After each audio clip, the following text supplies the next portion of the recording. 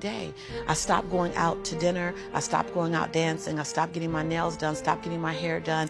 And every 2 weeks when Ella Unified paid me, I wrote a check to my dream. And I wrote in the memo line, funding my dream. And I would mail the check to the bank, Wells Fargo. And I mailed a check to myself every 2 weeks for 3.5 years. My family thought,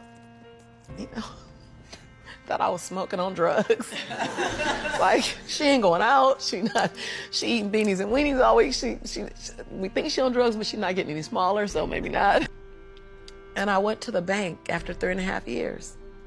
This is the story you're talking about. I walked in the bank. I said, I'm just gonna check and see where that account is, because I wouldn't open the statements, because my mother used to say when I was growing up, girl, this money burning my pocket. And I'm like, I think money hot, and it goes, thank you so much, and it goes away fast. So I'm not gonna open the statement because I don't want to know how much money I have, because I didn't have a healthy relationship to money. I didn't even know a relationship with money. And then every check I wrote to myself, I made a challenge with myself that it had to be 5% more than the next check.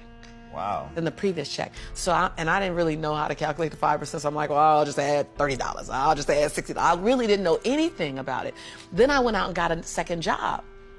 And I started working in the evenings, less on my business and more out on jobs, so I can write a bigger check. So I learned how to live on $31,000. That's all I was living on, $31,000. We can make it, we got it. I sold my Altima I had at the time. I bought an old Ford Explorer.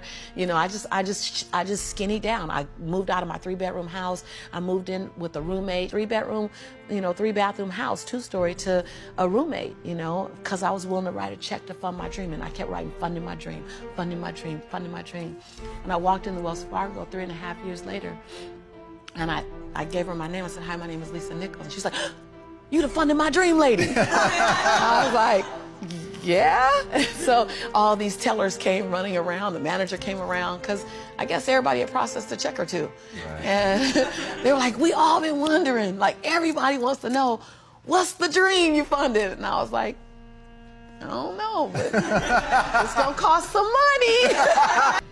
So she wrote the balance down. You know how they write the balance down, and she turned it and passed it to me, and I looked at it, and I said, no, ma'am, my name is Lisa Shante Nichols.